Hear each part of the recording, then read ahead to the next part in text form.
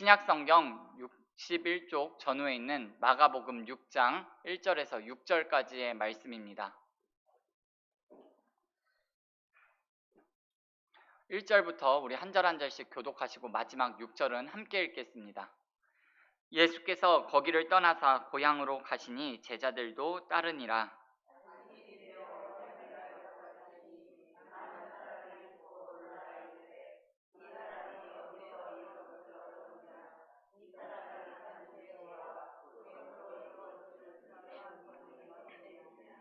이 사람이 마리아의 아들 목수가 아니냐? 야고보와 요셉과 유다와 시몬의 형제가 아니냐? 그 누이들이 우리와 함께 여기 있지 아니하냐 하고 예수를 배척한지라.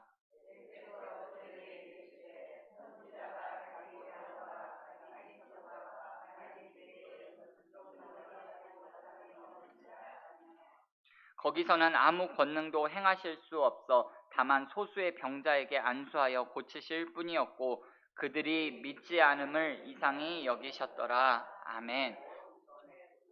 치매요? 그냥 치시더라. 아멘. 예, 아멘. 이 새벽에 예물 드린 분이 있습니다. 우리 김윤 다윗곰이 1,000번째 예물 드렸습니다. 잠시 기도하겠습니다.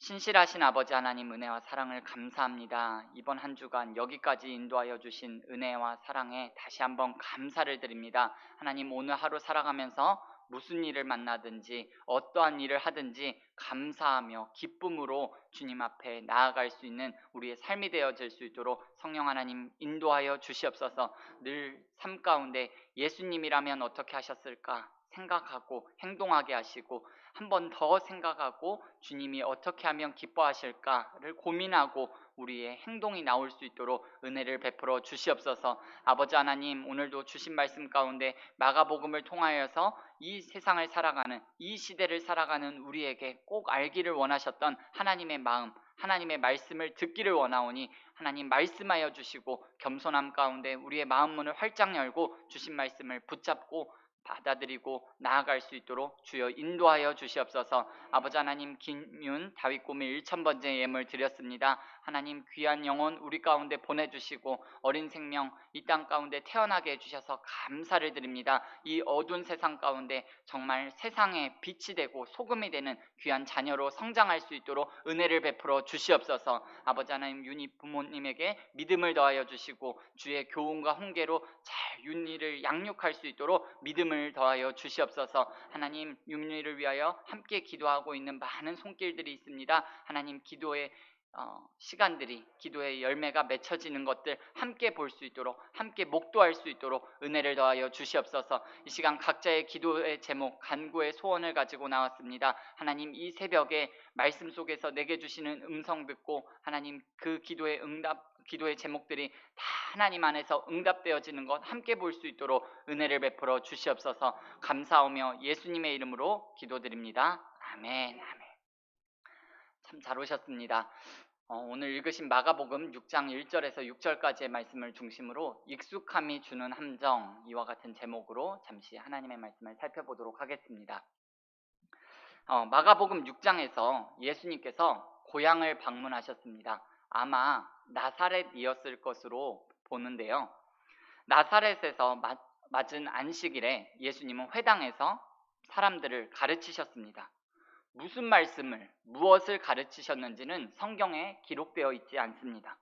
그러나 이 사람들이 예수님의 말씀을 듣고 그 가르침을 받고 나서 나온 반응은 기록되어 있습니다. 뭐였나요? 어떤 반응을 사람들이 보였나요? 놀랐다라고 되어 있습니다. 놀랐다. 아마 예수님의 말씀에 큰 충격을 받은 것 같습니다.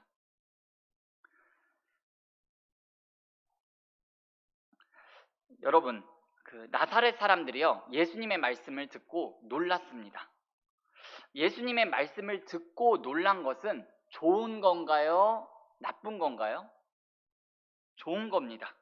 예수님의 말씀을 듣고 자극을 받고 사람들이 충격을 받으면 좋은 일입니다. 여러분들이 매 시간 이 강대상에서 또는 말씀이 선포되어지는 시간들이 굉장히 많을 텐데요. 말씀을 듣고 아무 반응도 없으시면 저는 사실 좀 헷갈립니다. 저분에게 혹시 무슨 일이 생긴 걸까? 아니면 제가 너무 설교를 어렵게 해서 그래서 저의 마음이 가끔 좀 심란할 때가 있습니다. 뭔가 반응도 있으시고 알아들으시는 것도 같고 좀 놀라는 표정도 지어주시면 안심도 되고 힘이 날 것 같습니다. 이렇게 말씀을 듣고요, 우리가 자극을 받고 놀란다는 것은 좋은 일입니다. 그러나 말씀을 듣고 놀란 그 사실 자체가 결정적으로 중요한 것은 아닙니다. 왜냐하면 사람이 어떤 말을 듣고 놀랐다고 해서 반드시 그 말을 다 받아들이고 있다라는 것은 아니더라고요. 충격이 곧 수용을 의미하지는 않습니다. 다시 한번 말씀드립니다. 충격이 곧 수용을 의미하지는 않더라고요. 그냥 깜짝 놀라고 마는 경우도 있습니다. 오히려 잠시 충격을 받고 나서는 들은 말을 부정하거나 거부하는 경우도 적지 않습니다. 오늘 마가복음 6장에 기록된 나사렛 사람들의 경우가 그런 거예요.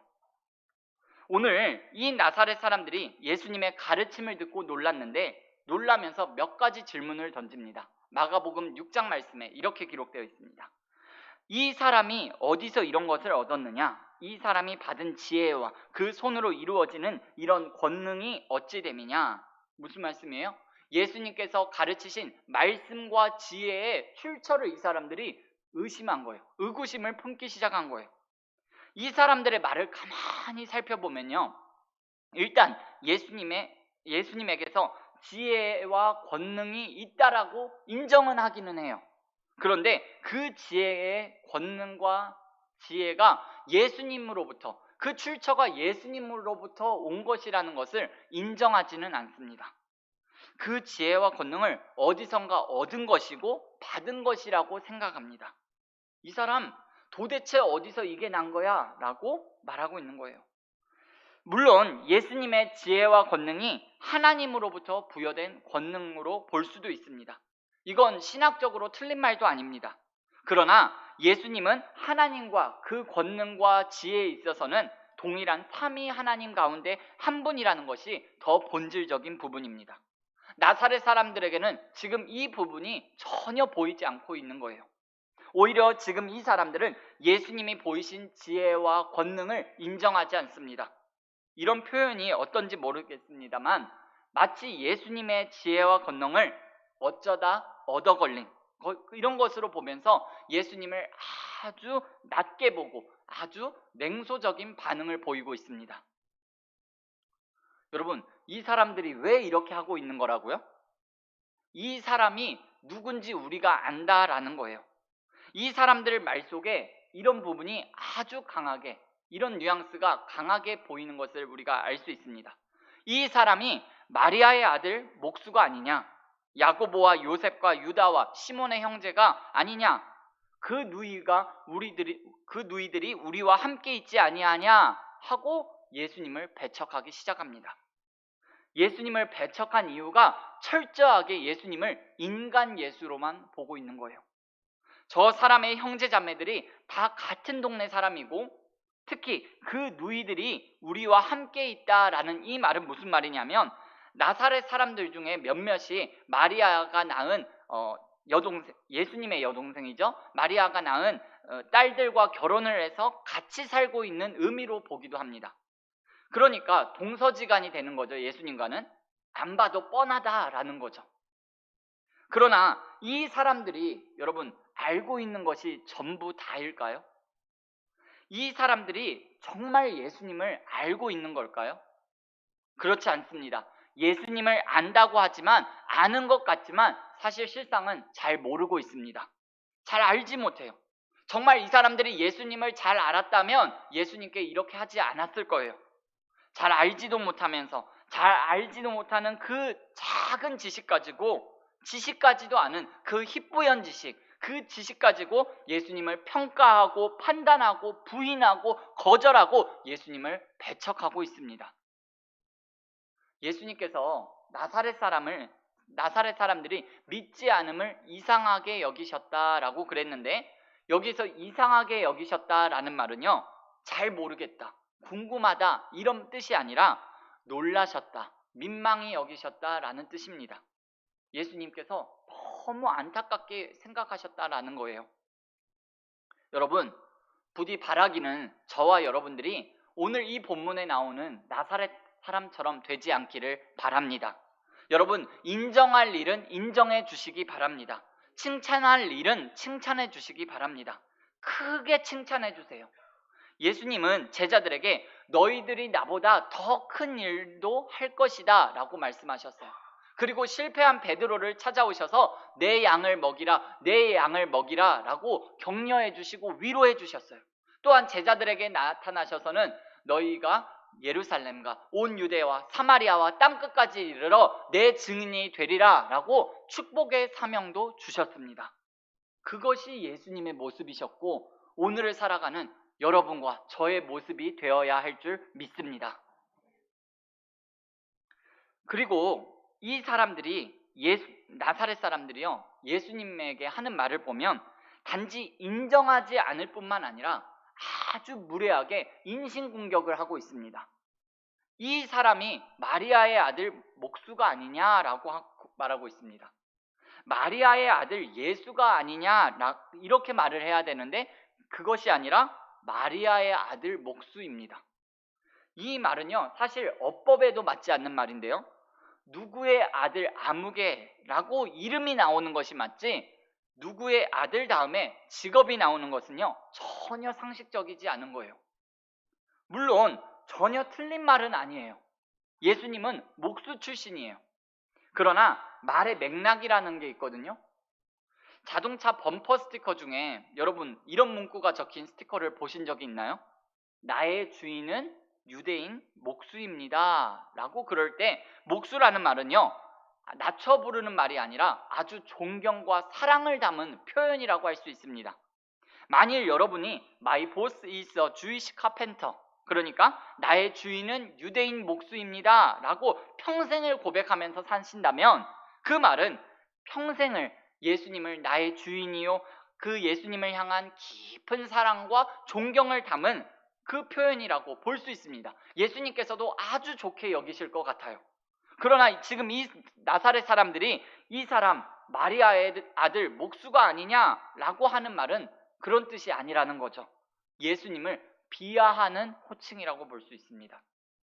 더구나 이 사람들이 지금 예수님을 향하여서 하는 말을 보면 마리아의 아들이라고 했는데 보통 유대인들 사회에서 어떤 사람을 아무개의 아들이라고 지칭할 때는요 그 아버지를 언급하지 어머니를 언급하지 않는 것이 상식입니다. 물론 이때 예수님의 육신의 아버지인 요셉이 세상을 떠난 후였기 때문에 그렇게 불렸다라는 말도 있습니다. 아무리 그래도 아버지가 돌아가셨다 하더라도 아버지의 아들이라는 것이 일반적이지 어머니의 아들이라고 부르는 것은 아주 이례적인 일이고 경우에 따라서는 뭔가를 깎아내리는 것이 될 수도 있습니다.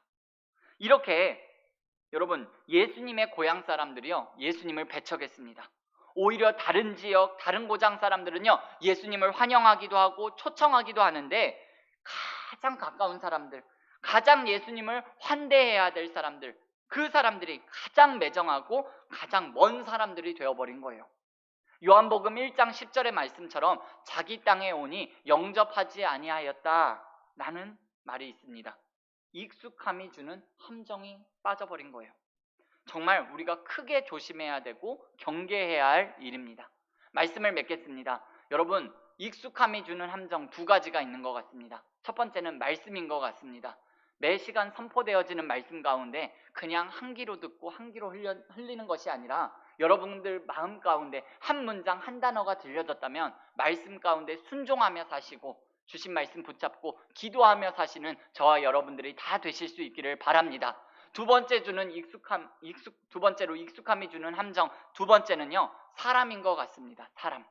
너무나 가깝다는 이유로요 우리가 그 사람을 너무 낮게 보고 조롱하고 그 사람을 무시하는 경우가 있는 것 같습니다. 여러분 가까운 경우일수록 가까운 사이일수록 더 조심하시고 장점은요 노력해야 보이는 거더라고요. 단점은 노력하지 않아도 보이지만 장점은 노력해야 보이는 것처럼 여러분 주변에 있는 사람 더 많이 칭찬해 주시고 더 많이 사랑해 주시는 저와 여러분들이 다 되시기를 예수님의 이름으로 축원을 드립니다. 기도하시겠습니다. 사랑과 은혜가 많으신 아버지 하나님, 은혜와 사랑을 감사합니다.